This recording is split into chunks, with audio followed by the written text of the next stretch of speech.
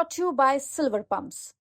Top quality और consistent performance के लिए सिर्फ सिल्वर पंप्स नाम याद रखना। राहुल गांधी जहां नाम लग जाता है वहां एनडीए में घबराहट हो जाती है। बेगूसराय में राहुल गांधी जी का आना और एनडीए में घबराहट पैदा होना। इस बार कितने सीट पर आपका दावा होगा? मेरा अगर गठबंधन की राजनीति है, हम 3 सीट तो हर हालत में मांग रहा है। ये तो कन्हैया जी पर निर्भर करता है। वो स्वतंत्र लीडर हैं और नेशनल लीडर हैं। उनको तो जहाँ चुनाव चाहेंगे तहाँ से चुनाव लड़ सकते हैं। कन्हैया कुमार पलायन रोको नौकरी दो पदयात्रा बेगूसराय में आज की, और इस पदयात्रा में लोकसभा में प्रतिपक्ष के नेता राहुल गांधी भी शामिल हुए, कांग्रेस के प्रदेश अध्यक्ष भी शामिल हुए और हजारों की संख्या में युवा, किसान और बेगूसराय के कांग्रेसी कार्यकर्ता इस पदयात्रा में शामिल हुए। हमारे साथ कांग्रेस के जिला अध्यक्ष अभय कुमार सिंह उर्फ सार्जन सिंह हैं, उनसे बातचीत करेंगे।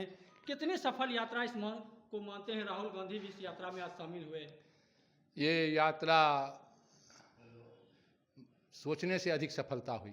हम लोग नहीं सोचते थे कि इतना युवा पीढ़ी बेगूसराय जिला के लोग बढ़ चढ़ कर भाग लेंगे, और राहुल गांधी को जो बेगूसराय के लोगों ने जिस ढंग से बढ़ चढ़ कर यात्रा में शामिल हुए, ये काबिल तारीफ है। और सच्चाई है कि बेगूसराय जिला को इस परिवार ने, गांधी परिवार ने और कांग्रेस पार्टी ने जो दिया है, हम बेगूसराय के लोगों को भूलना भी नहीं चाहिए।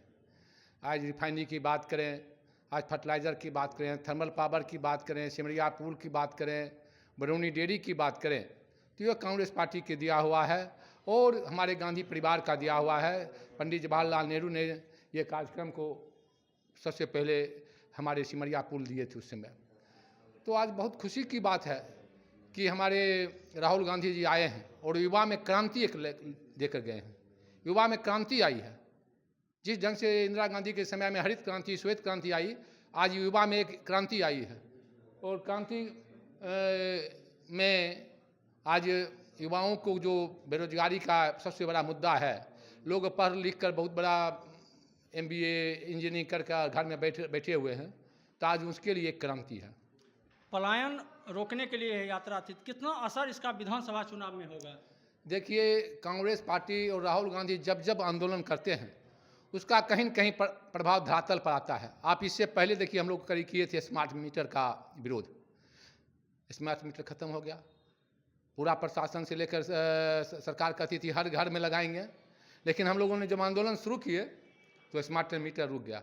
तो आप देख लीजिएगा, 1-2-3 महीना के अंदर विधानसभा के चुनाव के पहले कुछ न कुछ बेगूसराय जिला के लिए, बिहार के लिए ये सौगात आएगी डबल इंजन की सरकार के द्वारा। डर से, राहुल गांधी के डर से।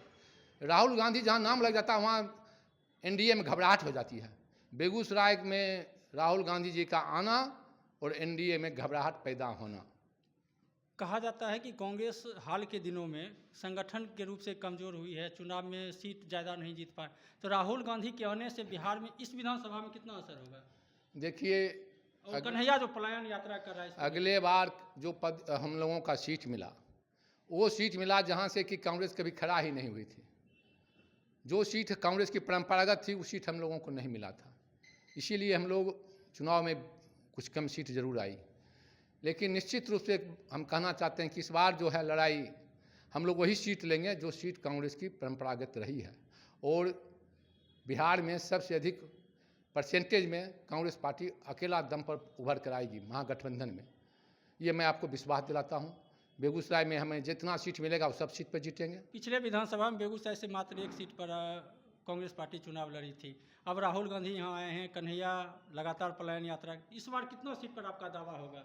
मेरा अगर गठबंधन की राजनीति है, हम 3 सीट तो हर हालत में मांग मेरा है।